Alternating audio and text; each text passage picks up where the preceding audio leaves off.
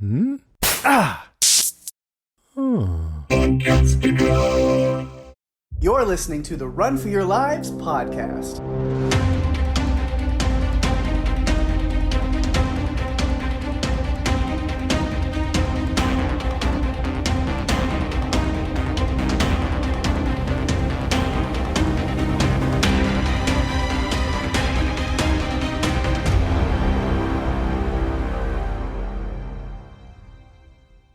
Hey everyone, welcome to the show. I'm Daphne. And I'm Pate. And this is the Run for Your Lives podcast. This episode is a follow-up to last week's premiere and is the post-apocalyptic horror film 28 Years Later, The Bone Temple, directed by Nia DaCosta and released January 16th, 2026. Yes. I got to see this one in the theater with some of our Zed friends. And it was a lot of fun, yeah. I was going to say same, but then you followed up with some of it. No, I went and saw it alone, all by myself. But I did go see it in the theaters, I think, opening night. We did, I think, a Saturday morning screening. But that makes me think, I'm going to be in Texas in July. I need to check and see if anything's coming out that week that we might want to see. Yeah. Last year, we saw Jurassic World Rebirth. Yep. And then waited till the Oscar specials to actually cover it. I mean, come on. Waited till the literal next calendar year. Yes. Yes. That's what happens. I know they're working on some more of those. Of course, the first movie we went and saw in theaters together while you were down here, we still haven't covered, and it's been like 2 years or 3 years or something now, so... No, we got to keep going in that series is what we've got to do. And another one is coming out. Yeah. Even though I felt like that one was supposed to be like the end, but then Jurassic was that way too, or Rebirth was supposed to be... Or no, not Rebirth. Dominion. Yeah, Dominion. Dominion was supposed to be the end. And then like immediately they're like, just kidding, we want more money. Here's Scarlett Johansson. Yeah.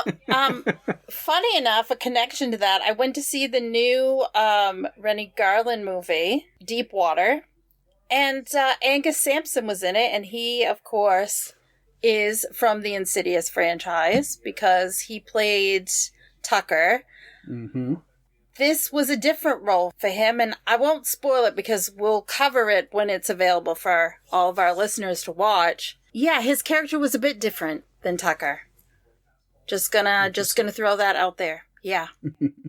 I enjoyed it. It was interesting, but not gonna give anything away. All right, good. So we will kick this off with production notes. It was filmed in Ennerdale, Cheddar, Fountains Abbey, Bradford, and Redmire, England. Alex Garland wrote this installment, which is the second film in the new trilogy, by himself and Danny Boyle, although Danny Boyle did not direct this one. It was directed by Nia DaCosta. Was filmed back-to-back with 28 Years Later. They started filming this one about 3 weeks after they finished filming the first one in the trilogy. It was about August 2024. $63 million budget. It grossed $58.5 million at the box office. It did not even make back the investment or the cost of making it. And I just want to say this. We had to watch 2 movies to get to the part that I know that everyone wanted to get to. Yeah. We need a third movie because it will do better when people know that Cillian Murphy is going to be in it. Yeah. That's what people want. And now I feel like, please give it to us. We've been waiting. You can't set that up and then just be like, yeah, that's it, actually. Yeah. No, we need to finish this out. Let's do that, please. We need closure. We need it. So, I don't know how to make it happen, but it needs to happen. And, like, as soon as you can, like, hurry and get on it while Alfie is still in his teens. Like, yes. let's go. I think one of the reasons why it worked so well is because they filmed it back to back, so he didn't look like he had aged very much. And so I think that was smart thinking on the part of Alex Garland and Danny Boyle, is to just do it this way in order to make it seamless and not look like, oh, yeah, by the way, last week I know he was only 4 feet tall, but now he's 5'7". Like, no, that doesn't work. When you're working with leads that are children, you've got to put yourself on a quick timetable. You do. Yeah, you have to get to it. Even, because Stranger Things is one of the biggest culprits of people pointing that out, where you're just like, man, the next season came out and these middle schoolers now are all, look like they should be having 401ks and families of their own. What's happening? Yeah. Or even Disney Plus, Percy Jackson, the Percy Jackson series. I watched the first season. I still haven't watched the second season, but I watched the first episode of the second season. But even that kid, it's like he comes back for season 2, and it's like, yeah, he's not. It's like he grew up a little bit, didn't he? I mean, back when Lost was on Walt. Yeah, that's. Oh my gosh. Walt was the big thing for all of us, because he just matured in 6 months. Mm-hmm. he just looked different, and yeah. So then you wonder why certain shows and stuff that would catch slack from, because even Cobra Kai kind of did it, where you have high schoolers played by actors in their early 20s, and it's like, why would you do that? And it's like, that's why. So why. You get used to the way they look there, and then they don't drastically change over seasons. From has done a decent job, or at least with the way they're filming every year. You are not getting huge differences in Ethan, the young boy. I'm starting to wonder. Yeah, the kid that plays Ethan. I don't think he ages. I think he's just, they found a child vampire, and he's worked great for them.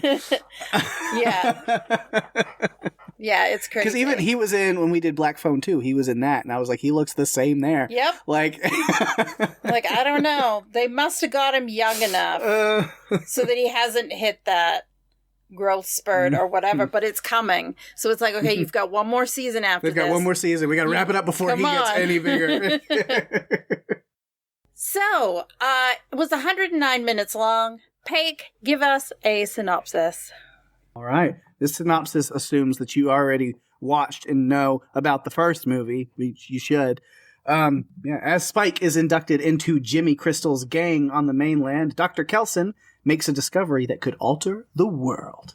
As much as film number 1 was about Spike, this movie to me was Dr. Kelson's movie. This is Kelson's movie, for sure.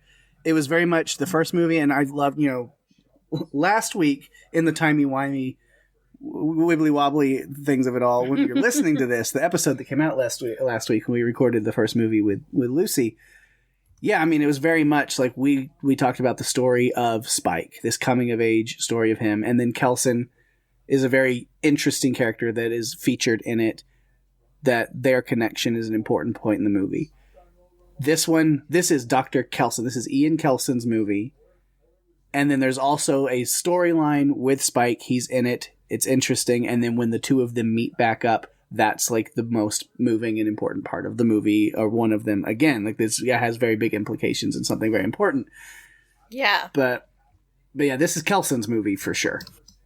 Yeah, and again, they didn't share very much screen time. No. Kelson and Spike, but it was enough. Mm-hmm. Honestly, for me, the most compelling story for Kelson, or at least a big part of it, was his relationship with Samson, and that whole arc trajectory of life and death and being a human and humanity and love. There's just so much in that, and we'll talk about it, because there's a lot to talk about. As usual. Yeah. Mm-hmm.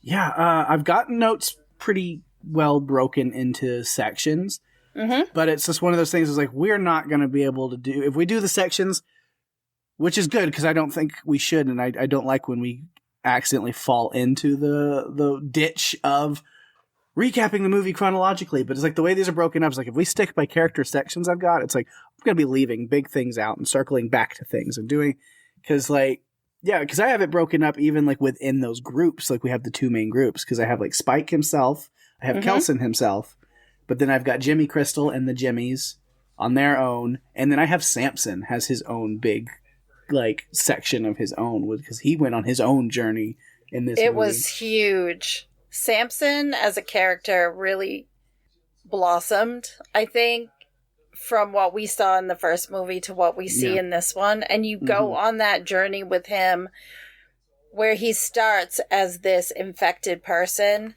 and then becomes a person again by the end of it. And it's mind-boggling when you look at where we were in the first movie.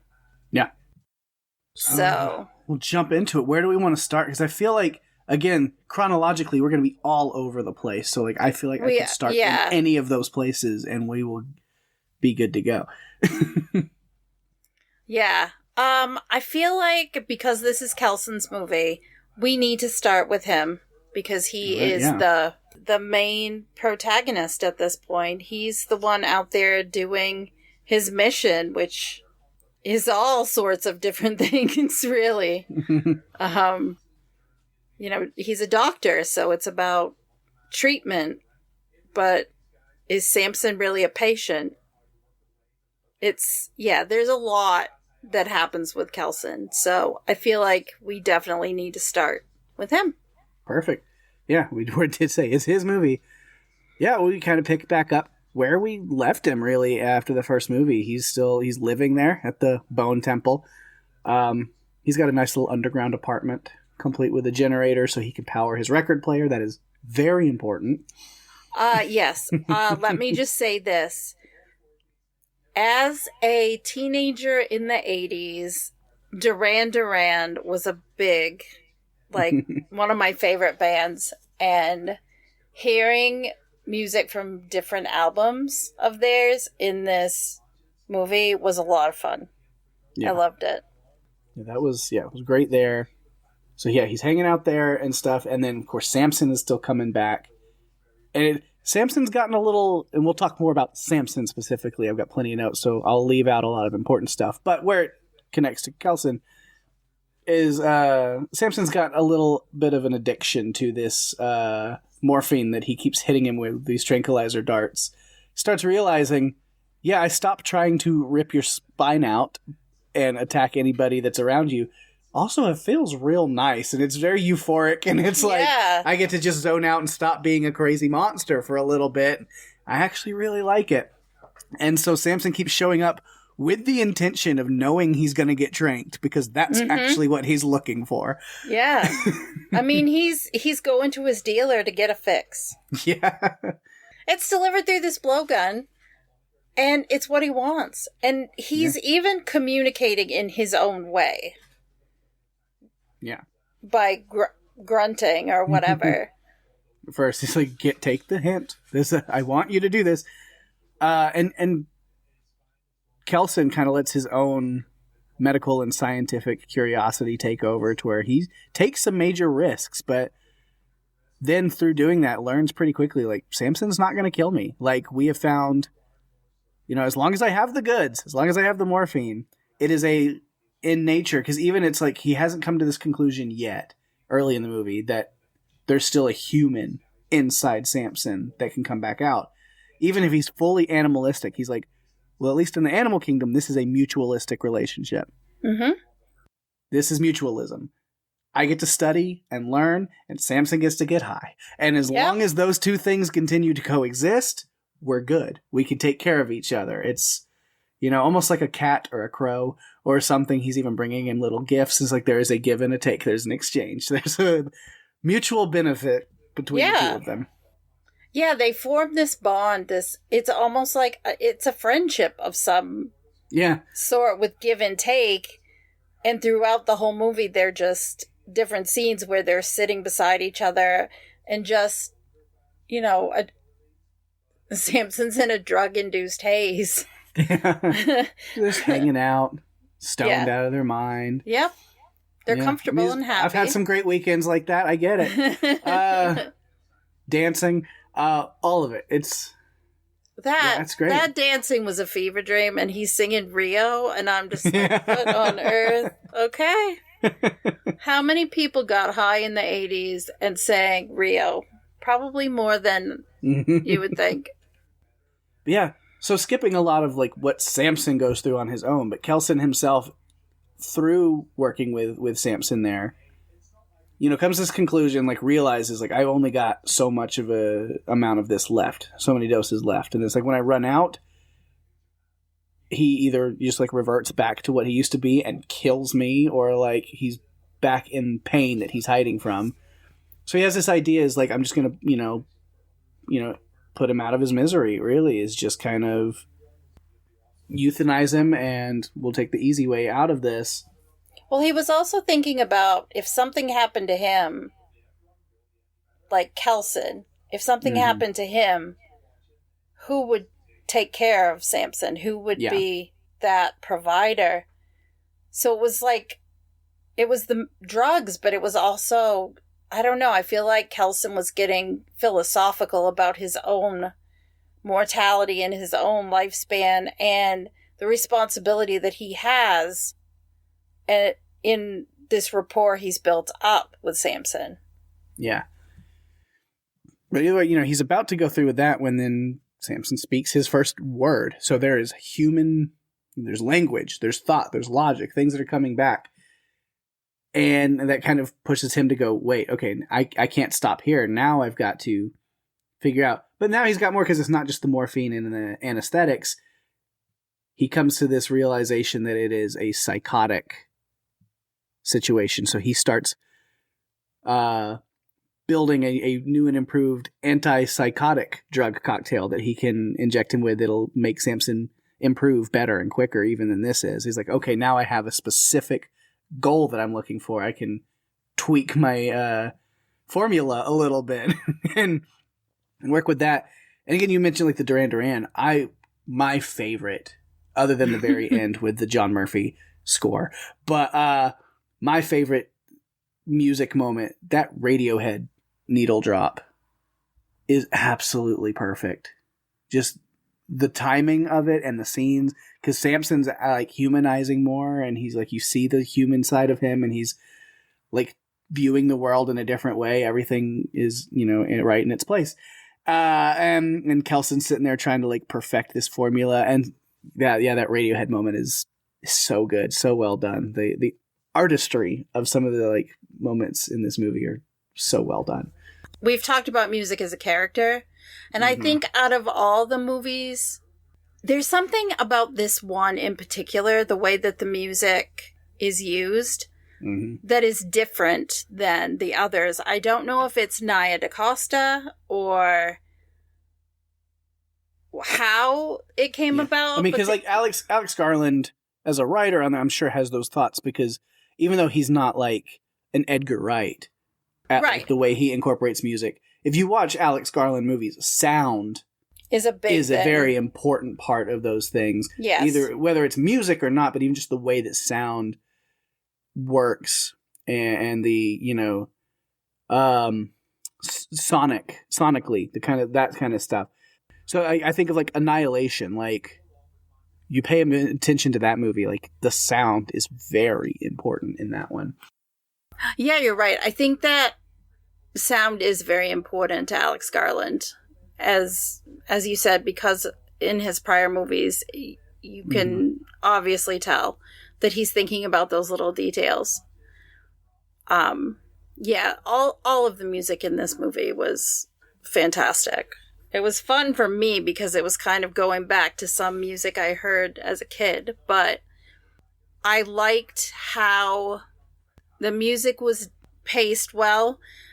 I think the end, when we get the score, just before that, you get the sound is just, it's different. It's more current to this movie.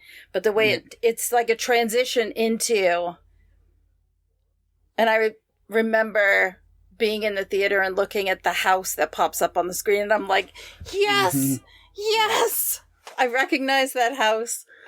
I'm like, would they really still be there? Would they really still use that house? And yes, absolutely, it is the house. It is like all of it. You're transitioning from the Kelson storyline into the Jim storyline. And I appreciated that so much. Because that's what we've been waiting for, is that. Mm-hmm. Yeah, like that was when we knew that this like new, hopefully to be trilogy, but we knew we were at least getting the first 2 movies. That's what a lot of people expected. It was like, oh, we're getting Cillian Murphy back, we're getting Jim, we're getting the continuation of 28 Days. And instead, we got this fully new world of Spike and Dr. Kelson and the Jimmies and the Alpha Samson. And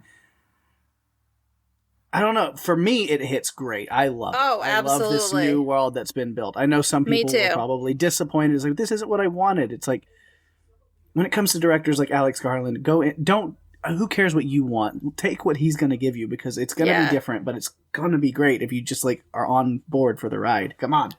And I feel like Danny Boyle and Alex Garland together, what they did back when they did the first movie was really iconic at that time. But I think what they did with 28 Years Later was iconic for this time, because it was different. And I know people were disappointed, and all I could think is maybe people turned out for that first movie and what they wanted wasn't there. And so they didn't go see the second movie because they were irritated or frustrated. And if that results in us not getting the movie that you all wanted, I'm going to be really disappointed. Yeah. And then there's me, which I don't know if I've stated this officially, but now that like I've seen all of these movies, even this one, Bone Temple, I've seen it multiple times, and it's had like, a year or, to... Well, yeah, no, not quite. But I was thinking, like, was it that? Like, no, it was this year. So 6 months. Almost. 4 months, Pake. It's been 4 months. Time is a construct. Anyway. Okay, so it's like, but even with this one, I've been able to watch it multiple times. I've been, I've sat on it for a little bit. Even taking into account the original 28 Days Later, my favorite movie of this whole series, easily and by far the one that strikes me the hardest and I will rewatch many times happily, is 28 Years Later, the first one of this trilogy. There's just something so special about it, which you heard me put better into words on last week's episode of the podcast. It's just very special. This one is good. It's not as good as 28 Years, I don't think. Because it's kind of, maybe it's just because I don't connect as much emotionally to Kelson's story, even though I love Kelson's stories, but especially all of the stuff with the Jimmies and everything. It's a different vibe. It's a very different vibe. Yeah. I could not rewatch this one many times because of the Jimmy story. Like, it really was troubling. And I've got a whole bunch of notes on who Jimmy Crystal was based on, and all. I'm trying to remember how much we talked about that in the last episode, but because I know we got into it a little bit, I'm sure, with Lucy being on here. Again, it's like, for those listening, it's like, it was last week, how do you not remember it? It's like, it's been 6 a while weeks for us. Yeah. I don't know, but it's been longer. Yeah, it's been at least 6 weeks since we recorded that one. Yeah. We're doing things a little bit different this season as far as how we're recording things. So, yeah. Yeah, I've got some notes on that, because in this movie, it really delved into, like, him. His character was much more prevalent throughout than he was in the first one. Jimmy. He just kind of bookended the first one. We got him as a little kid, and then we got the introduction to what he had become at the bare minimum at the end of the movie. So this is really where we see who Jimmy Crystal is. Sir Lord Jimmy Crystal. Honestly, he's a villain for sure. Like, absolutely. Like, I don't think anybody's going into this thinking, and that guy, what a hero. No. Oh, he's horrible. I think he's one of the worst, honestly, that we've seen. Jack O'Connell is just incredible, and he's so good at playing horrendously great villains that are, like, so charming in the way that they're evil, and it's unsettling. Yeah, absolutely. He had a really great year. Yeah. Because he was in Sinners and then in this one, and also his little piece in the first one. But there's so much about that character that just makes me uncomfortable.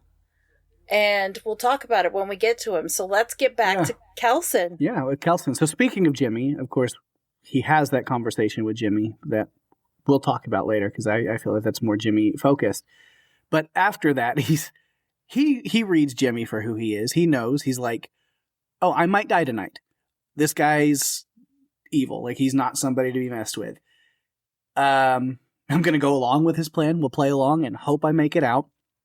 But time is of the essence, so that's where he has Samson back, and he's like, let's try this antipsychotic method. Let's see if it works. And he's a little more hurried. And as we see by the end of the movie, it truly worked wonders. Like, it is huge in this universe. It is a big, big deal.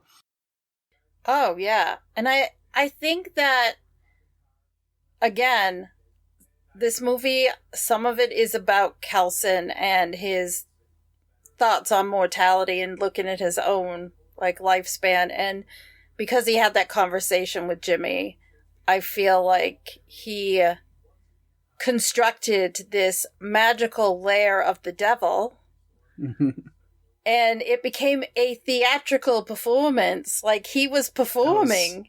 Oh, I love it. I love that Kelson has Iron Maiden in his meager little vinyl collection. It's great. Then he just got to make sure that he gets that the production is all top notch and looks convincing, with the help of some light psychotropics. But yes. he'll get there. It was a hell of a show, Ian. Hats off to you. Good job. It was so great.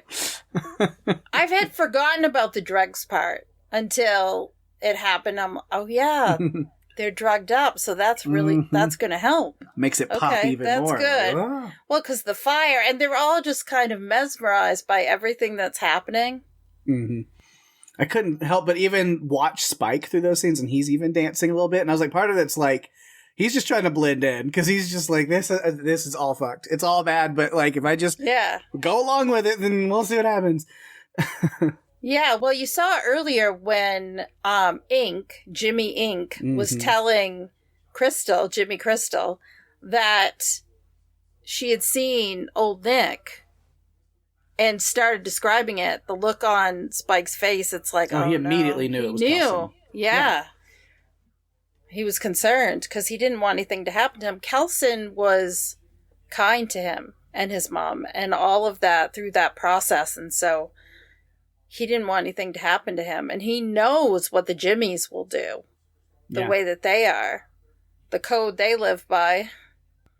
Which is, what leads to kind of that ending of the movie, aside from the little Jim cutscene there. But this moment where, because Kelson's going along with Jimmy's plan, he's like, I'll tell your followers, your fingers, what you want them to hear, so you leave me alone and don't kill me, and whatever. You can see he's struggling with it when it's like, and then you want us to continue going out and disemboweling and murdering all these innocent people, and he's like, no, I really don't want you to be doing that. That's terrible. But it's like, just go along with it. But it's when he recognizes Spike through that mask and has to stop and goes over there and pulls it up to confirm that that's who it is. That's when everything changes. And that's the part in this movie that's the most moving to me. That's the emotional thing. And it's kind of very similar. It's about the same part of the movie as it was in the first one. It's this Kelson and Spike together kind of like in the third act of the movie. When he sees Spike and he just realizes, like, I can't let this continue on. I have to break my promise, change the rules a little bit, and do what I can. And what I think about is it takes me back to that first movie, that Memento Mori, but then that second part of that was Memento Amoris. Remember that you must love. And it's that full circle, because what this is the love that Kelson is feeling for Spike. After what they went through together, he says to him, you've suffered enough. Mm-hmm. Watching him lose his mother right there in front of him and being able to be there for him, and the conversations they had and the connection that they shared, as brief as it was, the day they had together. It was enough. He has enough of that love for Spike to go, this is worth sacrificing myself or risking myself for. Memento amoris. That's what we're doing. And he's risky, but he also knows if I don't intervene, Spike is not going to survive following this absolute psychopath around. No. Because Spike had a heart. Spike was a kind person. Everything that the Jimmies were doing was going against who Spike was. And honestly, he'd be right. Spike was not going to survive. It was just going to take someone challenging him to kill him. Jimmy killing him. Crystal killing him. I mean, it was not...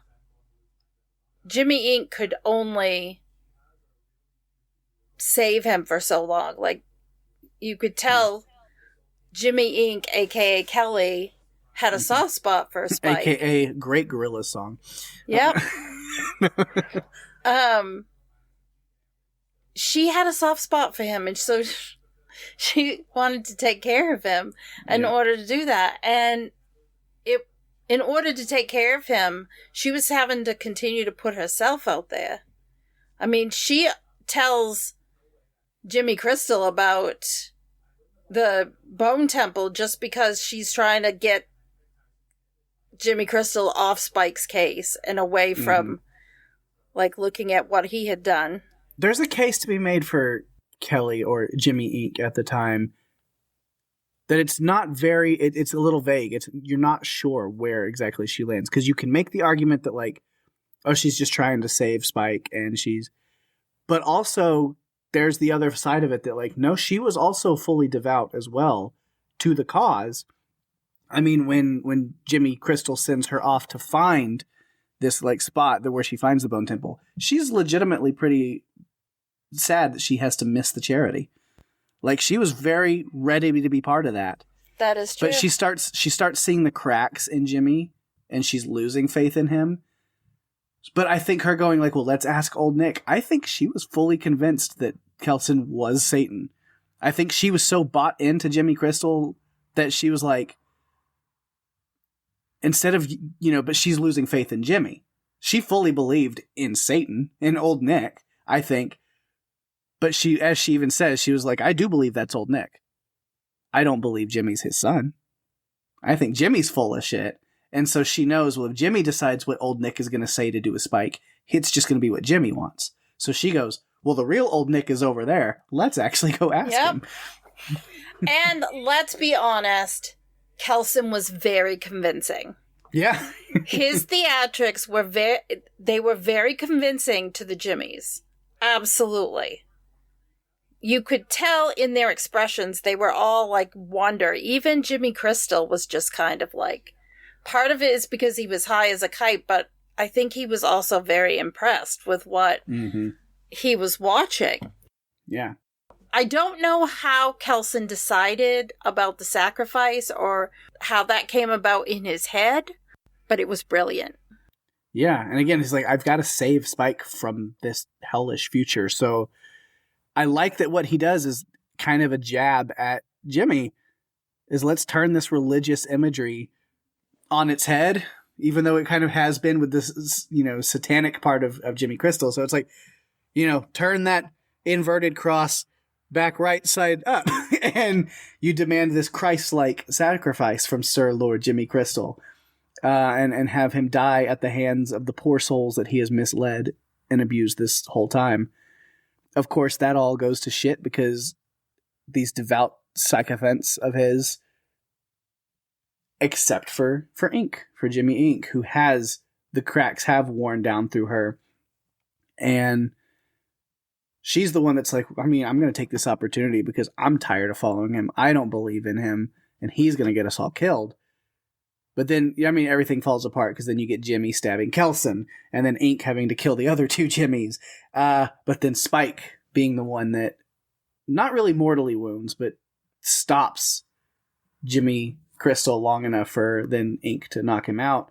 There's a lot of Jimmy going on in my notes. And like when I'm just talking, and then so Jimmy this and Jimmy that and Jimmy. I got to the point where it was Ink, Crystal, Spike, Jemima. And then there's Snake and Fox. Yeah. Like, I was using their secondary names because it was too confusing. Like, I don't know how to do this any other way, so that's what we're doing. But Ink just kind of knows that the time to finish this, and even, when Kelson turns out to not be Old Nick and all of it is a lie, she's like, you know what? We've talked about this. Her and Spike had these little conversations. It's just like, this is the time to, it's the opportunity here. Get rid of Jimmy's crystal, step away from all of this madness, and start fresh. Yeah. And so they do. The end. Mm-hmm. If you like what you've heard... Oh, no. That's a completely different podcast, Fake. Do we talk about the real end now, or do we wait? I have that as part of my, Spike notes, as they're connected to that. But okay. So... wherever we want to go. Yeah, so that's basically the end of the story. Samson does come in, but we'll talk about that under Samson. The human Samson. Mm-hmm. So I'll let you decide where we want to go next. So I assume you kind of have the same sections. I've got Spike, the Jimmies, and Samson left. So what? All right. Let's go with... A lot of my Spike and Jimmy stuff is together, but let's go to Spike. All right, yeah. So with him, we pick up pretty quick with him. Like, when we left off with the last movie, he had run into Jimmy and the Jimmies, his fingers, and we quickly kind of pick up on, and then we see it fleshed out throughout the movie that, Jimmy's running this satanic death cult. He's just wandering around the countryside, killing and torturing people for his dear old daddy, for his father, Satan, Old Nick, the devil, and keeping this close group of followers, the Jimmies, the Fingers, with him. And after they found Spike, we don't know exactly how much time has elapsed between the movies, but we see them, they're in this abandoned park, play place kind of area with a pool and stuff, like a party area. And with Spike, it's like, okay, kill or be killed. We either just kill you, you get charity, as they like to say, or you kill one of my fingers, my Jimmies, and take their place. And he does end up winning that fight, even pretty much by accident. He just happens to cut an artery on this guy's leg. And with that kind of accidental murder, he's the youngest and newest Jimmy. Like it or not, you don't really have a say. It's what it is now. Yeah. Jimmy Shite, I think was his name. Jimmy Fox was not happy about this and held a grudge the entire film because that was his best friend and he was not pleased. But again, they have to abide by these rules that Jimmy Crystal set up. And so that's how things go. You have to fight one, you take their place. And that's how, he keeps fresh, rotating faces. Because Spike, honestly, would have had no chance, honestly. No. That was the only way that he was going to get in there. There's no way you could save Jimmy Shite because he had been stabbed in the artery in his leg. Mm-hmm. And so he was not going to live. Yeah. So Spike passes the test. He's a Jimmy. He's a finger, but unsurprisingly, he's not really having a very great time running around with this new group of friends. No. It's not really his thing. But it's not even Stockholm Syndrome, because it's just like, no, it's not that he has fallen into it and feels like he belongs here. It's that if he doesn't do it, he's gonna die. Like, they're gonna kill him if he dissents.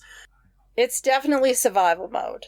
Mm-hmm. And they live this nomadic lifestyle where they're just going and taking from others and killing them and giving charity and all of that. And it's a bleak existence. Yeah, next we see them is like they're at this farmhouse where these survivors have this area set up. And they just come in, they demand to be served, and they eat their food, and they take up space. And at the end of it, it's like, thanks for your hospitality. Now we pay you back by killing you all. Mm-hmm. But we see that, these people on the farm don't go out without a fight. At least some of we have Kathy. And Tom is the one that they kind of spare to give him the opportunity to kill or be killed, to kind of, replace one of the Jimmys. He's the one that Jimmy Crystal views as, you look like you're the most capable, so I'll give you, here's your audition. Let's see what you can do. But yeah, so, they don't go out with a fight, though. He's like, well, I'm going to pick Jemima. Jemima. She seems quiet and weak and scared. She put on a great, fake little face for that. I think she wanted to get picked. She was like, yes, look at me. Think I'm the weak link so that I can have some fun. Let's do this. Well, she did do the funny little Teletubby dance. Mm-hmm. The Dipsy dance. The Dipsy She's dance. got some moves. She was on point with the Dipsy dance. I'll give her that. But yeah, like I said, they don't, him and Kathy, because Kathy is the pregnant one that was out and then came back to find them there. She's hiding up in the loft, and she takes Jemima out with this hook. And then Tom, all stabbed and cut and beat up, crawls over and grabs this propane tank and sets it, and turns into a flamethrower and torches one of the other Jimmys. All this stuff going on. I was like, it's a good thing that Spike and Ink are just hanging out outside the barn, because it is chaos in there. And they have the fun, like, that's a lot of screaming. I mean, there usually is a lot of screaming, but that just doesn't sound like normal screaming.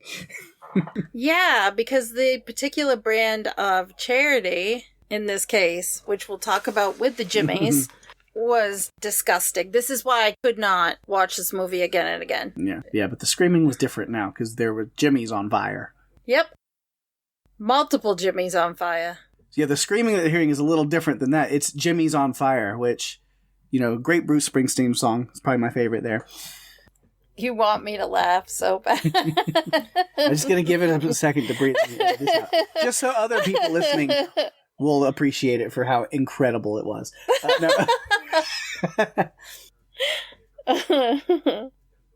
And then chaos, the barn doors open, and there's flaming Jimmys, which, God, I want to make a Flaming Lips joke, but I couldn't think of a name of one of their songs right off the top of my head, and I need to stop doing this.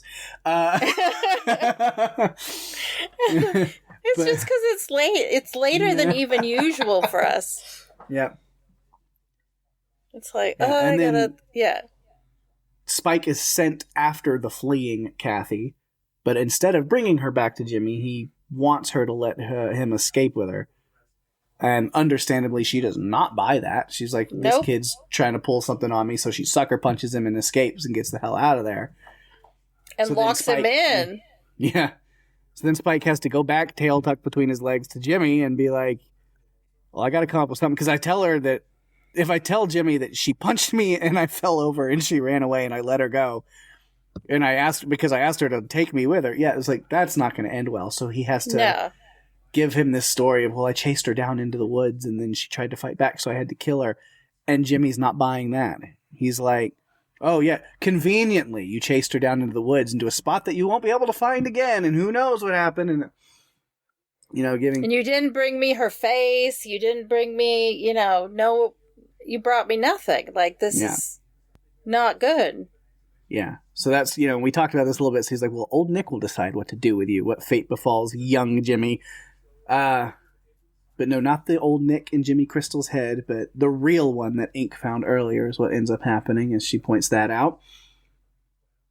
And then, as you mentioned, Ink describes, I saw him. And then he's like, describes, the skin, the bone palace, the alpha that's tamed. And Spike's like, oh God, it's Kelson. Like, I know, I've been there.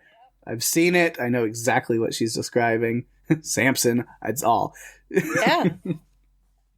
And you know what? I feel like Spike is concerned for Kelson's well-being because he knows how psychotic Jimmy Crystal is. Mm-hmm. He's got a tiara, Pake. He wears a tiara. Anybody who wears a tiara is certifiably insane. No, no, that's not where you're going with that. Saying. Oh, okay. My tiara is bigger than his. I'm just gonna say that. So you need more fingers. I do. Oh my gosh. He's certifiable. Like, he's a cult leader. Yeah. So then it all kind of leads to them going and scoping out, and then Jimmy going and talking with Kelson, and then them having this plan of them going down there and getting this whole big production in this show. And we've talked about a lot of like Kelson and Spike's conversation and connection there and what that leads to. But I will say, even after that, then going off, then we can talk about the other ending as you wanted. Sir Jimmy is nailed to the inverted cross and left for the infected to find. So Spike and Kelly now, instead of Jimmy Inc., can just venture off to a new, less charitable future. Thank goodness. Because the charity that Jimmy Crystal and his band of minions were delivering to everyone was not charitable. It was crazy and disgusting. And then the very ending after this is a little bit. It's Spike and Kelly connected, so that's why it's here. But yeah, the familiar little house with the familiar little face. This Jim is still alive and living with his daughter Sam. They've made a decent little life here in the quarantined apocalypse. They've got their spot set up. Everything seems to be kind of normal. He's teaching her world history and giving her tests on it. He's kind of homeschooling her. Got this whole nice thing going on. But then they hear and then see Spike and Kelly running from the infected and decide to step in. Do we help them? Of course we do. Because that is showing us the opposite of the Jimmys and their sadistic ways. You get the kindness and humanity. You get the Jim. No me in Jim. He's not selfish. No. It's Jim. And you get that. You get to see the humanity. You get to see the compassion and the empathy. And looking out for each other that you would get in a community, despite the fact that there is no real community. It's, but seeing that familiar house, it was just amazing. And then to hear the voice and all of that, just, it was fantastic. And then what, chills the most for me, that I love the most, is closing out, then ending the movie and into the credits with In the House in a Heartbeat, that John Murphy score that we know and love. And it's just like, yes, this brings me back. This is home. Exactly, which is why we definitely need that third movie. All the people, I wish you had gone to see this one to show how much you want the third one. But I understand why you were angry and you wanted something else. But you have to remember that stories and worlds evolve in time and over time. And that's what happened with this one. And we got these stories, and I'm grateful for them. They're not 28 days later, but they were never going to be. It was always going to be different. Mm-hmm. Yes, I was like, do I want to get on a little soapbox? No. But a little, mini. No, it's just you gotta let things be different. And it's if you want that movie, watch that movie. Because let things be different and evolve and change. Because that's my because it's with bands that change sound and stuff a little bit. I hate, because especially somebody like me who's a big fan of metal and metalcore and death metal and hardcore stuff, where a lot of bands kind of mellow out over time and aren't as heavy as they used to be, or don't do this or whatever. And there's so many bands I can talk about. And there's people, I missed their first album. I missed their first two albums. And all I can think is just well, then listen to those. They didn't go anywhere. They didn't stop existing because they wrote new music. You can still go back and listen to that exactly. stuff. You can appreciate what's new, but it doesn't make the old thing that you liked go away. You just want to complain. Yeah. I feel that way sometimes.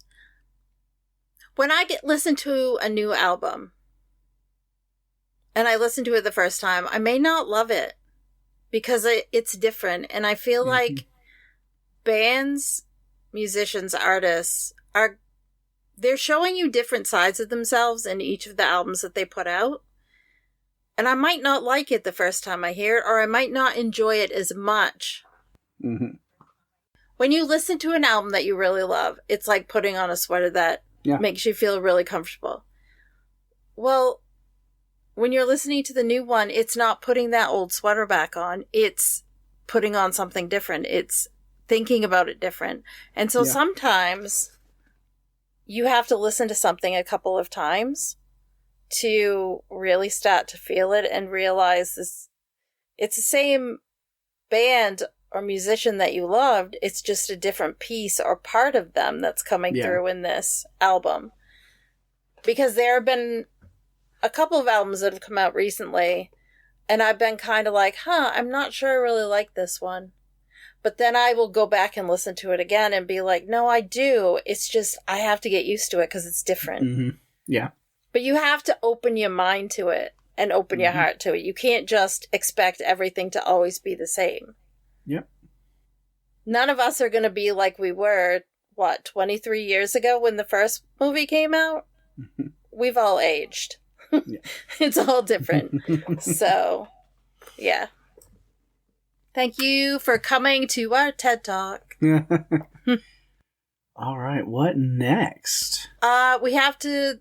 Let's get some of the Jimmy stuff. If there's much of the Jimmy stuff left, I've got a ton of Jimmy stuff. I'm sure I've touched on some of it, but I've got a lot. As I said, we did talk about the Jimmy Seville of everything. Yeah, I think we talked about it with Lucy a little bit last time, so we don't need to get too deep into it. I do like the "How's that" catchphrase that keeps coming back up and stuff. It's a play on Seville's "How's about that then," which, you know, it's Jimmy Crystal's own version as an iconic figure, at least that he thinks he is. At least to his followers he is. He's got to tweak it and make it his own. Yeah, oh, absolutely. The thing is, too, and I don't remember if we talked about this, he could model himself after someone who, at the time, seemed like a decent human because nothing had really come out. Because you have to remember that this is a world that's been cut off from society and everything is going to hell. So he wouldn't know if someone had fallen from grace, really. It's fitting that the person he models himself after turned out to be such a horrific monster of a human being. Absolutely. But in this world, all of that came out after the time that the world would have fallen to the virus. So to Jimmy Crystal, he really is just perverting, which interesting choice of word there. But he is taking who used to be at least viewed as a very homely and this is a nice, family friendly kind of thing, and then turning it into something that is monstrous. Exactly.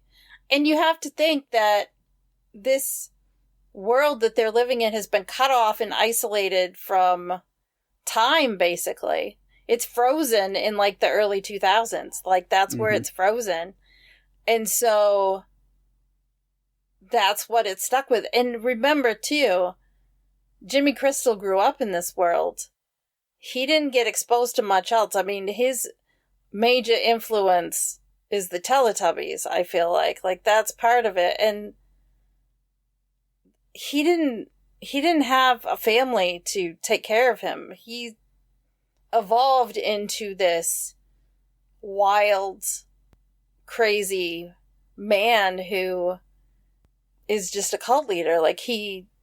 It very much models Jimmy Seville and all of that. But yeah, as you mentioned, the frozen in time in the early 2000s, it did make me think immediately. It was Ian Kelson's even that much cooler to me, because I'm that means the fact that he had Kid A by Radiohead on vinyl means that he was a Radiohead fan that bought that album in 2000 as soon as it dropped. Yes.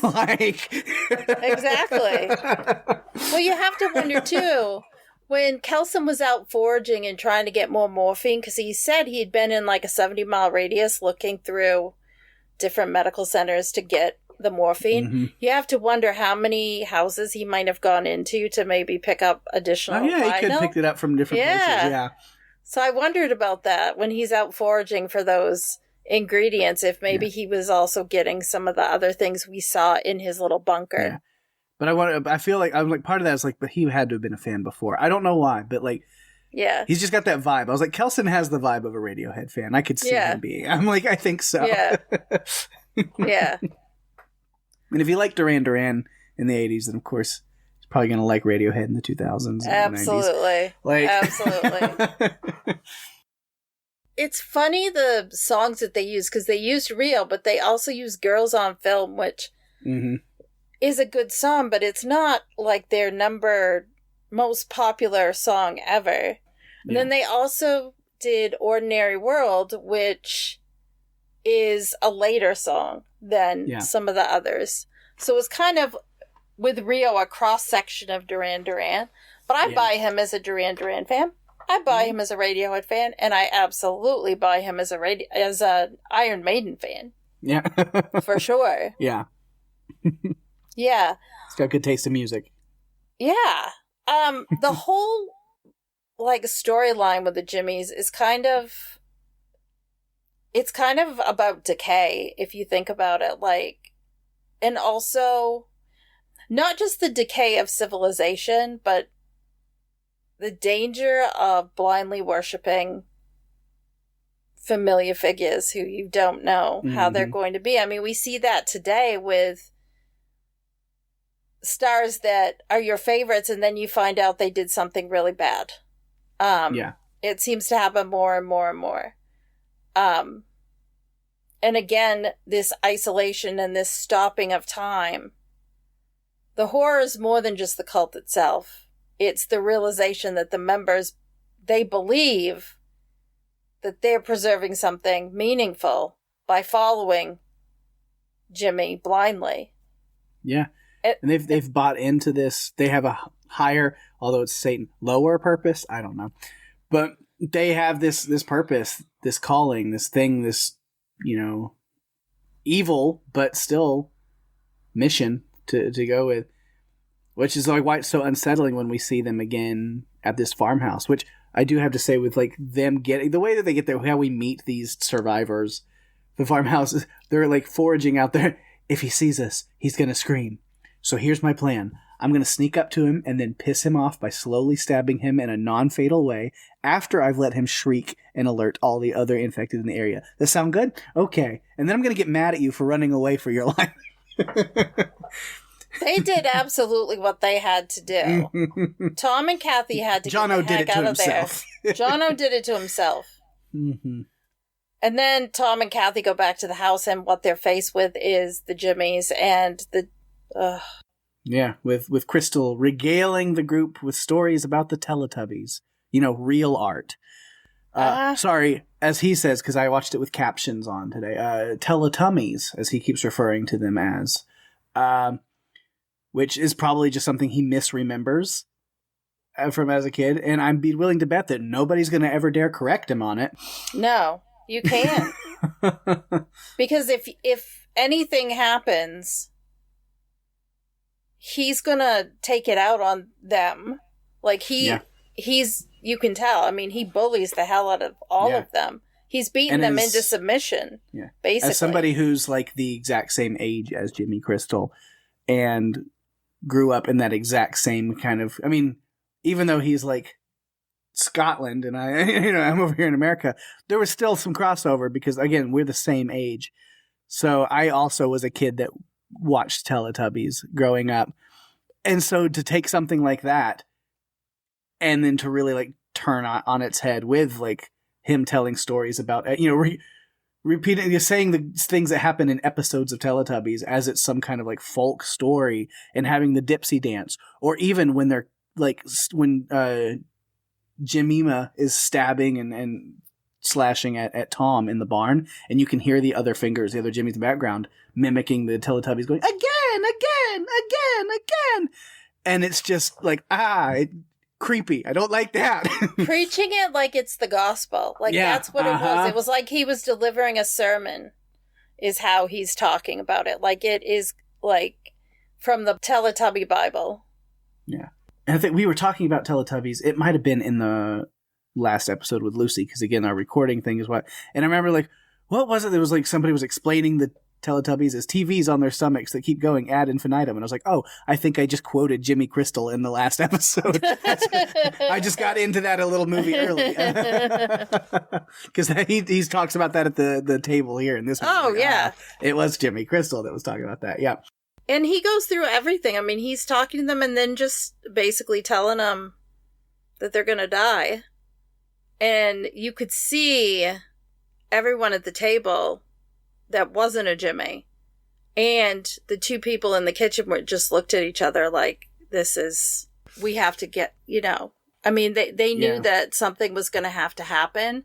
And I'm trying to remember, so there was like a mom and a dad, and then Tom and Kathy, and then George. And they make a diversion in the kitchen, or by pouring boiling water on Jimmy Crystal, so that Kathy can get away. Yeah.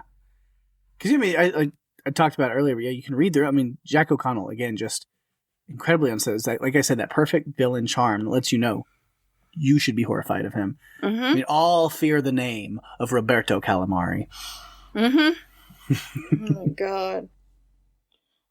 Like I said, I can't watch this one. I don't think this is going to be like the first one in this series, or even in 28 Days a Weeks Later, which I've seen a bunch of times. This is not going to be a rewatchable movie for me because of the torture scene that went on in the barn with them, because they're basically peeling their skin off in the barn. Yeah, that's Jimmy, as we learn there. He is the favored son of Satan who wanders the world of hell on earth to do charitable acts for people in honor of his dark lord. Such charitable acts as allowing a whole group of people to get to be skinned alive in honor of the devil so he can have their souls. How charitable is that? It's very nice. Yeah. Yeah. Jimmy Inc. we talked about a little bit because, we talked about her going to scope out the next place and coming across Kelson, just dancing to some Duran Duran with an alpha. Because that's insane.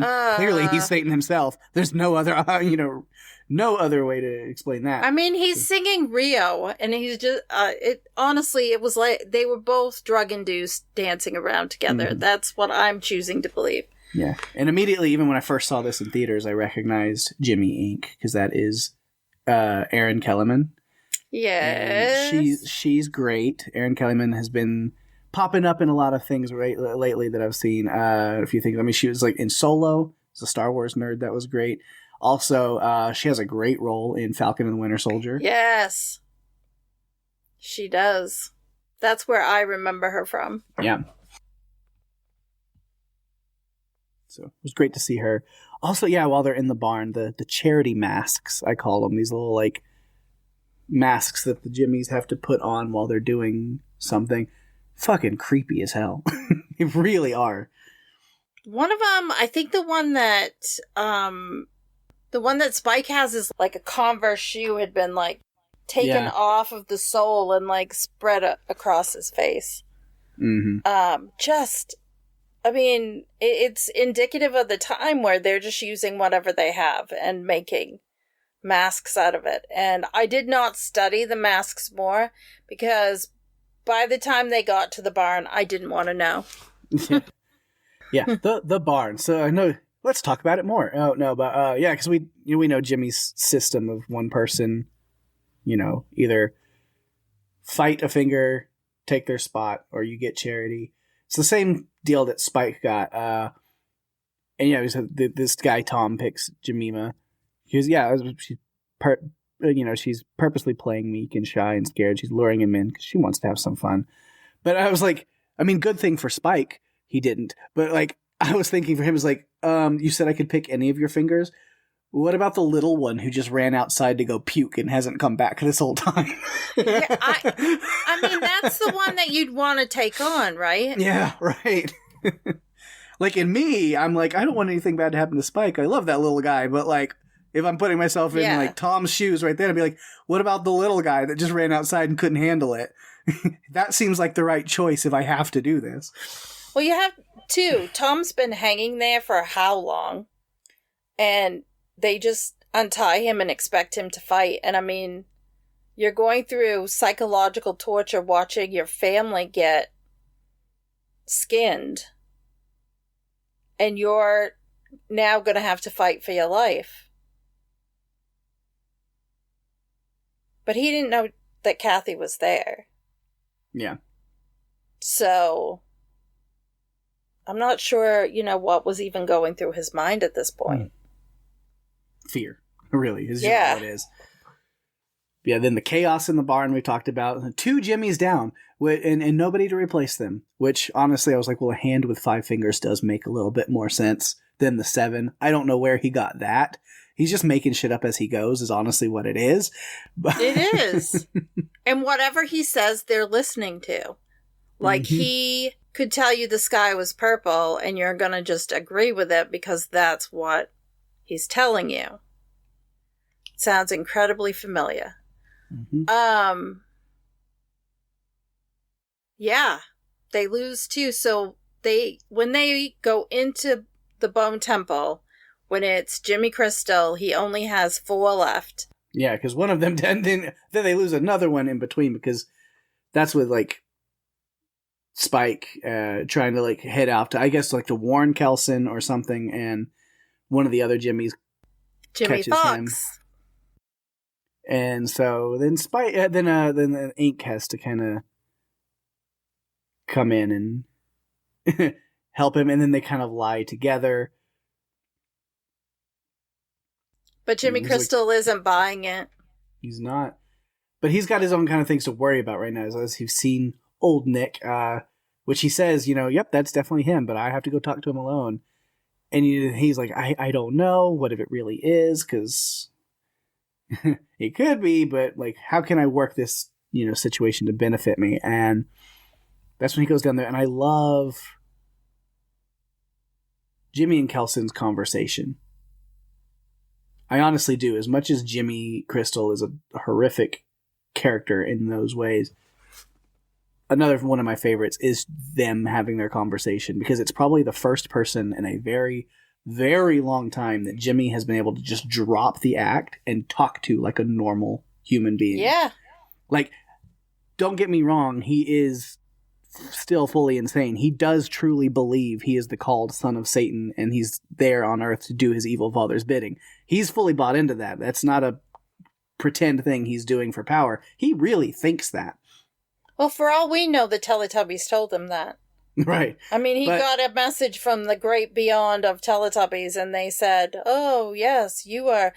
But I have to say, also, Kelson is fascinated by Jimmy Crystal. And as a doctor, he's like... I've been dealing with, like,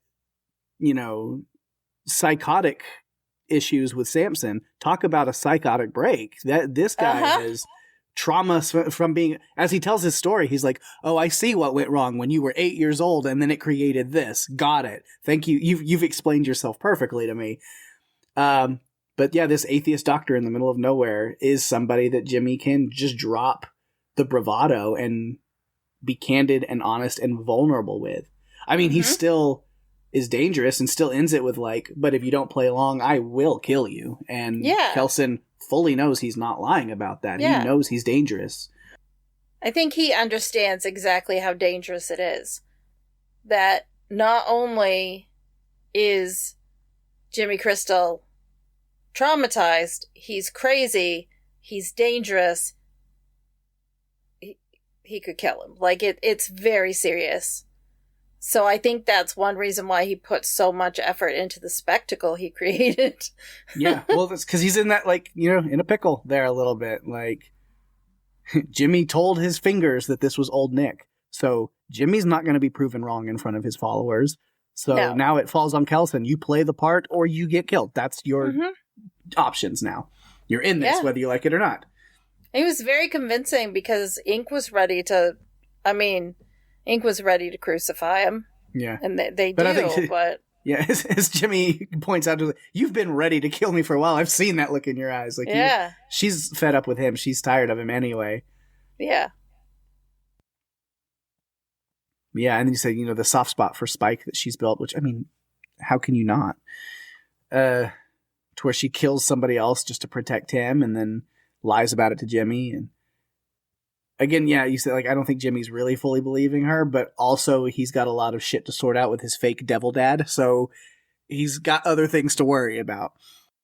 Well, too, when Jimmy's hanging upside down, because the cross is upside down, and he's moaning in pain, he's talking about why can't I hear him anymore? Like, he's not hearing him in his head. And I'm like, yeah, I think you did.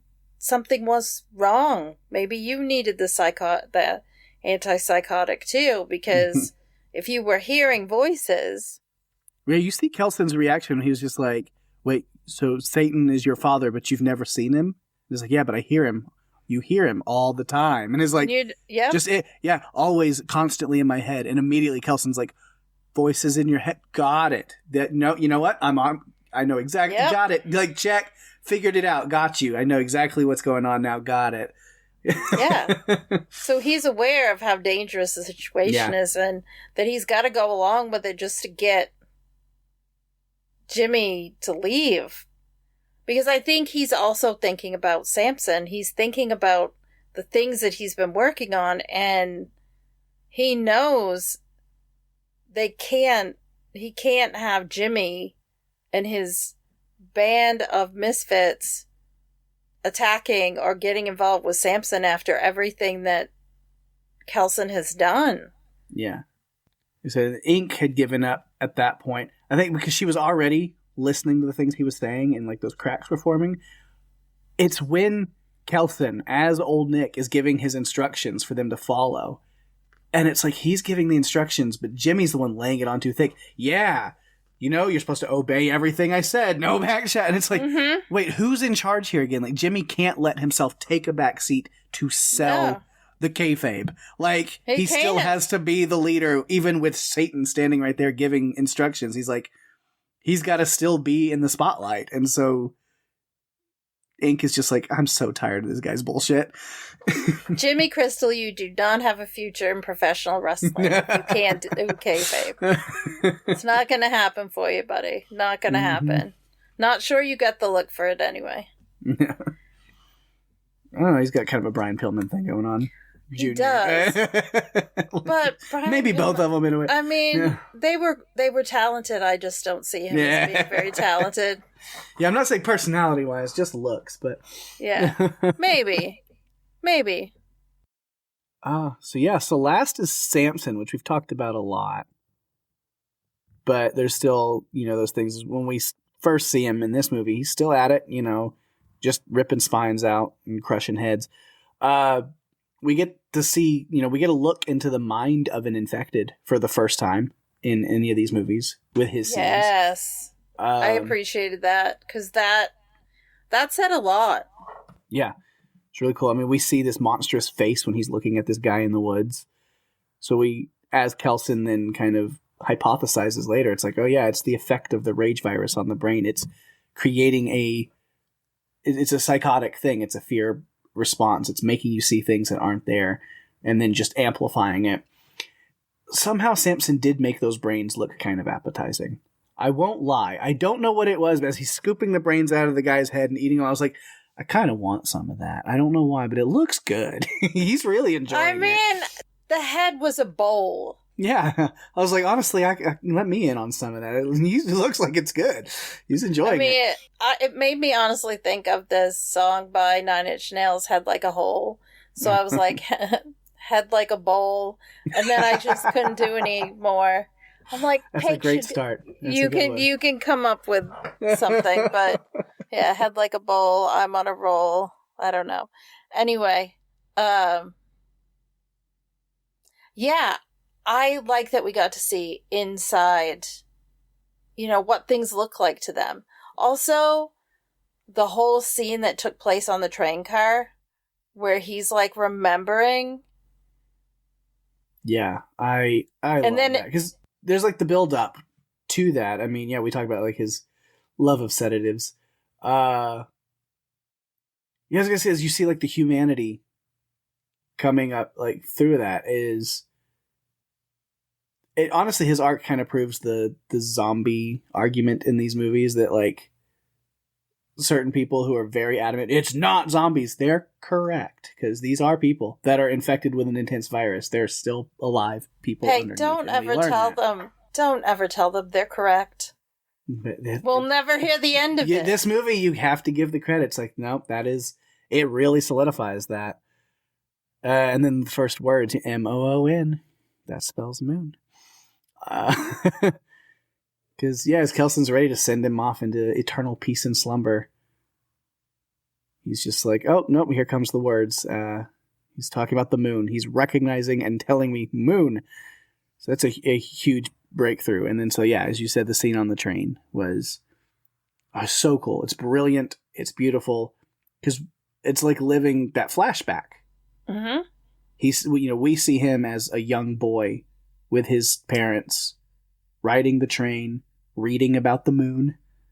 He's tapping into these memories of the past, which is, was really cool. And then it flips when the brain chemistry has altered enough that the other infected are like closing in on him. They're like smelling something is off. They're like, something's changed about the alpha. There's a human to him. Like they're like these like animals. They're like stalking in close, like a cat, like with like, what can I do something about this? Something's, they're very curious.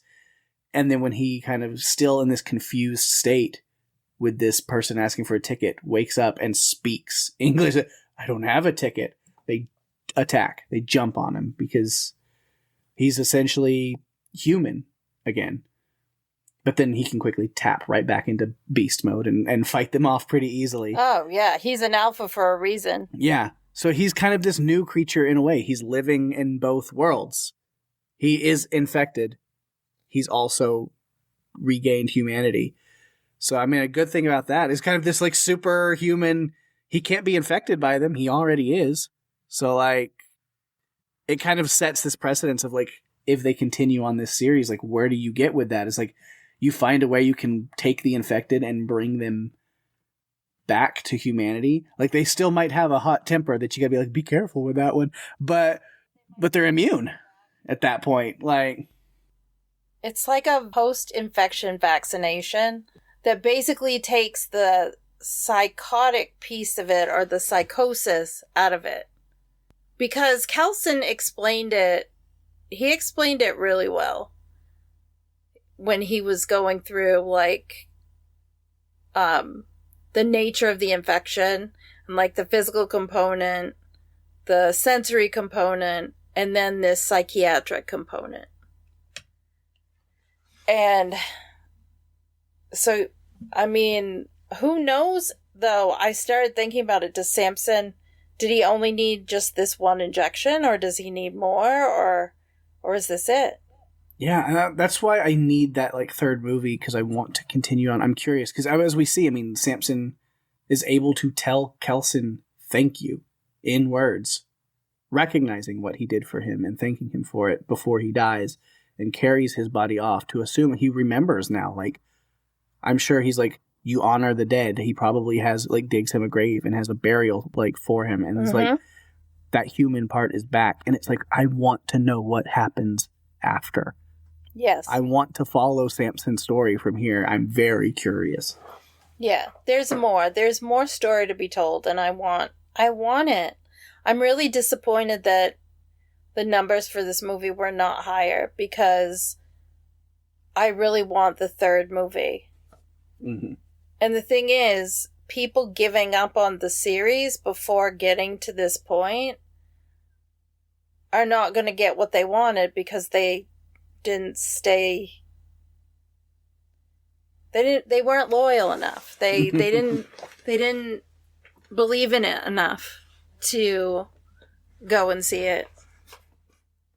And that's disappointing. And I, we've talked about it. I think that's what happened, is people didn't get what they wanted out of the first movie, so they didn't go see this one. Mm-hmm.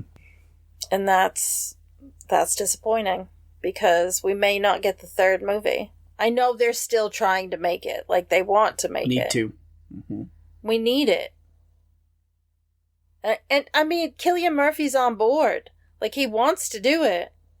He doesn't have to do it. He is an Oscar winner. He's done so many things. He's got a successful show with Peaky Blinders. Like, he's got all of these things. He doesn't have to do this movie. He wants to. Yeah. So, I hope we get it. I only have, like, some notes left. I don't have much. All right, well, You are? Okay, so here's what I have. Venture on. Tom was played by Louis Ashbourne Circus. Yes, the son of Andy. He's been acting since the age of 12. He's been in a bunch of things.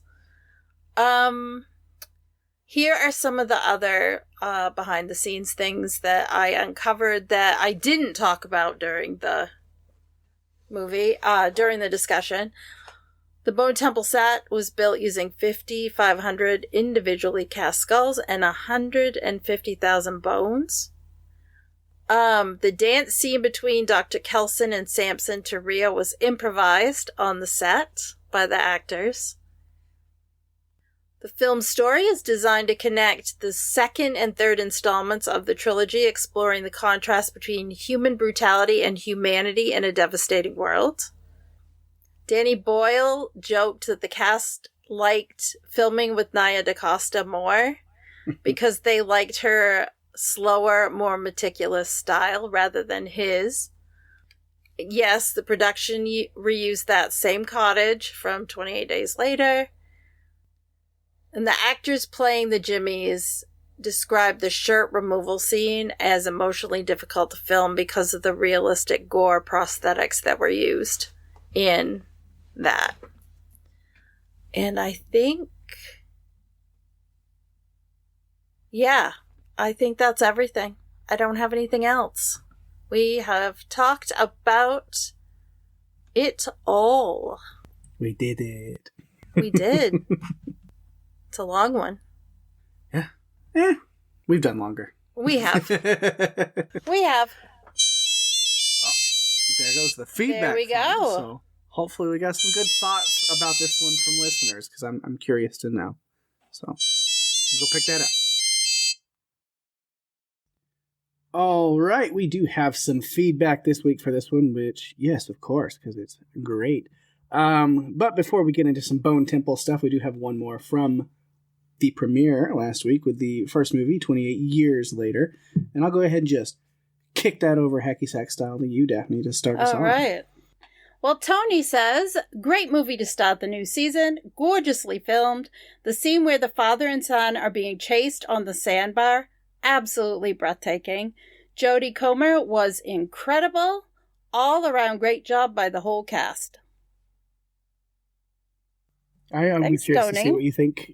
I'll be curious to see what you think about this one. I'm sure, hopefully, maybe next week we'll get that one, which is fine. Again, it's fine. Yeah, I'm not worried about you being like a week off because we still love hearing from you. You just gotta take your time, watch all this stuff. I get it. But for this one that we do have in this week, so again, if anybody has any thoughts after the fact on this one, if you've waited till we release the episode, you go, oh, they did that one, I want to watch it. If you still have thoughts on it after we've already released this episode, you can still write in about it, because like Tony right there, we'll still get to you. So let us know. But anyway, for this movie here, Bone Temple, Penny, our friend Penny, says, every time I think I have grasped how good... I want to read it that way. Penny says, every time I think I have grasped how good Ralph Fiennes is at acting, he does something else I never saw coming. I know, right? It's pretty wild. He can do just about anything. Mm-hmm. Harrison says, this was my favorite film of the series. Some redemption, a goth Ralph Fiennes, and Teletubby warriors. It's got everything. Teletubby warriors. I'm not sure I ever was expecting to see that in a movie, but here we are. Mm-hmm. And then Catherine comes through this week, says, I love how each movie in the 28 Days Later franchise feels like a different movie in the same universe. 28 Years Later showed Spike struggling to cope with his mother's terminal illness and his place in the world, and then Bone Temple immediately throws him into the cult of Jimmy's in a fight-to-the-death match. The barn scene is incredibly brutal, but it's worth rewatching to see the relationship between Samson and Kelson. The Iron Maiden performance was amazing, and I'm hoping Spike finds more happiness in the next film. I hope there's a next film. Yes. But yeah, if there isn't, there better be. Then I'm with you. I need Spike to be in a happier place. Although, again, yeah, the first movie is really rough on him as an arc, but it's such a like personally touching arc to me that I'm like, oh, Spike is my boy in that first movie, and then it takes a little bit more backseat here. But then I was just like, yeah, he had a rough time. Maybe give that kid a break in the third movie, but not a break off screen. Give him some good stuff to do that he'll be happy with. We'll see. I mean, there was that picture that Alfie Williams posted. Yeah. So really, really, really hoping that it's what we think it is, and hope it is. If you would like to submit feedback for this episode or any other episode that you've listened to, you can find us on Facebook and Instagram at Run For Your Lives Podcast, or you can email us at runforyourlivespodcast@gmail.com. We are active on our Podcastica Discord. There is a channel for Run For Your Lives there, so join us there to talk even more. If you're enjoying the show, tell your friends. We are available on all the podcast players, including Apple, Spotify, YouTube, and more. Go to runforyourlivespodcast.com for all the links that you're ever going to need. And give us a review on Apple Podcasts, as that's the best way to share the love and get us out there even more. We really appreciate it. We absolutely do. We appreciate it a lot. And even during our little break, we have kind of noticed that a lot of you guys have still been listening, sharing, and downloading and checking stuff out even during that downtime. We can see the numbers. We have we can go look at our analytics and stuff, and honestly, it's kind of blown us away a little bit that a lot of you guys have been either joining in or going back and re-listening or checking out backlog, but our little hiatus numbers have been insane. Yeah. So thank you for that, for listening still and hanging with us. We really do appreciate it. Yeah. Yeah, because I know this break was a little bit longer than the ones we usually take, but we feel the love seeing those numbers and know that you guys, you might have missed us while we were gone. So we're glad that you were listening to episodes on our hiatus. Who knew, to get even more listeners, we just had to stop recording episodes. It's a bad lesson to learn. No, don't do that. No, but we really appreciate you guys checking us out. So if you want to share that love to some other stuff and go check them out as well, of course, I'll always give you some updates on what's going on this network, on Podcastica, and some other stuff around us that we really enjoy, our good friends. So on Podcastica here, you can always check out the Walking Dead cast as Jason, Lucy, and joined by Rachel this week, continuing on the Walking Dead rewatch. They are in season 6, episode 11 this week, so you can check that out over there. Also, the Handmaid's Tale podcast has been blowing up as well. We have a Facebook page that, if you can find that, I think there's information on podcastica.com for that. There should be, maybe, I don't know. But yeah, if you look at that, it's kind of just like a little private Facebook page for fans, and I happen to be one of the people that can allow people in there as like a moderator. And honestly, 100% of the people joining the Facebook page right now for the past month have just been there for Testaments. So, like, you guys are doing an incredible job over there and bringing a lot of people in, and people are really enjoying that. So if you haven't got on that yet, go to the Handmaid's Tale podcast, because Testaments coverage has been going on over there, and episode 10 is dropping this weekend. So I can't believe it's over. But there's going to be a season 2.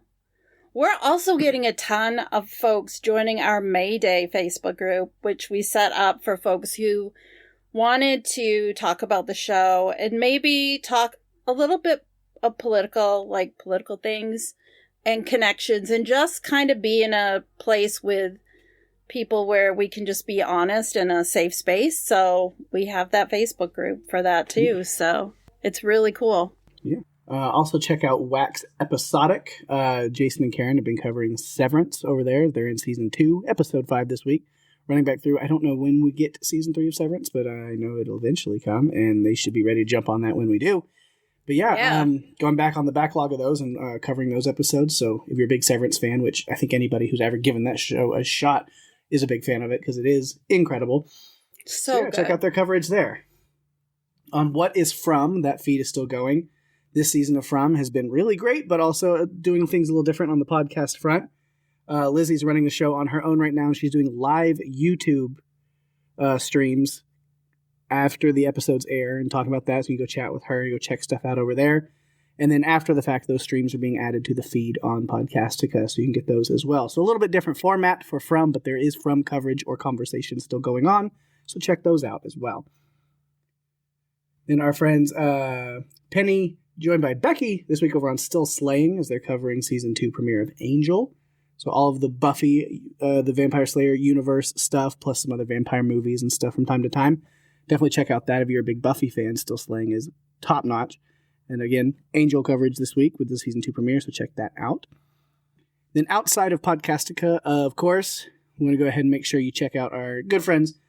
Pirate Core Entertainment does a lot of great stuff. There's Adrenaline Cinema with action movies and stuff like that. They've got a great backlog of episodes for you to go check out. Panels to Pixels is a lot more of the superhero shows and, comic book-based stuff, so go check that out. Kaiju Cast wrapped up Monarch Season 2 recently, so if you want to go check out coverage of that, you can check that out. A lot of good stuff there. And then our friends over at TV Podcast Industries, a very interesting show that I wasn't even aware that there was a Season 3, and I say that with air quotes, coming out, but they covered both the first 2 seasons of Good Omens, and I love that Good Omens, which of course is that Terry Pratchett and the other guy, based, the show based off of the book, and then they've kind of expanded it and done some extra stuff with it.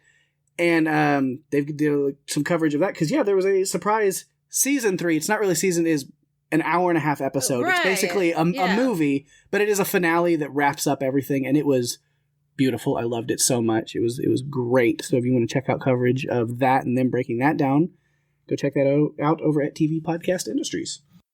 But if you want more of me and Daphne, you can check out our other podcast, the Buffalo podcast. We are joined by our friends Jeff and Jerry.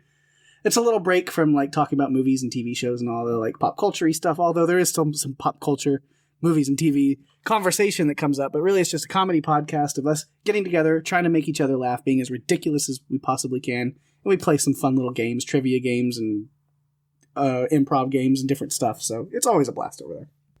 Yeah, last week we had, I think, our longest episode ever, and it was over 2 hours. They're not all like that. They're usually right at an hour, but episode 100, you got to do something fun for it. Oh, yeah. It's the closest we've ever been to 200. Yeah. That episode's coming right up. But if you want more of this podcast, again, we keep on trucking. We are here for another season, ready to run. We've already got some great stuff upcoming for this season. We've got more stuff coming, but next week should be a lot of fun. Daphne, what are we doing next week? Well, when a dangerous organism escapes from a long-hidden military storage facility beneath a self-storage complex, an ordinary night quickly spirals into chaos. 2 unsuspecting employees find themselves at the center of a desperate battle to contain the threat before it spreads beyond control. Directed by Johnny Campbell, we are covering the 2026 film Cold Storage. Yeah, that's going to be a fun one to check out. Yes, a bit lighter than the last 2 that we've covered, I think. Mm-hmm. Just a little bit. Just a little bit. Yeah. Well, that brings us to the end of another great episode of Run for Your Lives. Thanks, everyone, for listening. I'm Daphne. And I'm Peg. And if you have to run, you better run for your lives. And I'd usually say bye-bye, but it looks like Daphne wants me to say, how's that? She's instructing me on our document.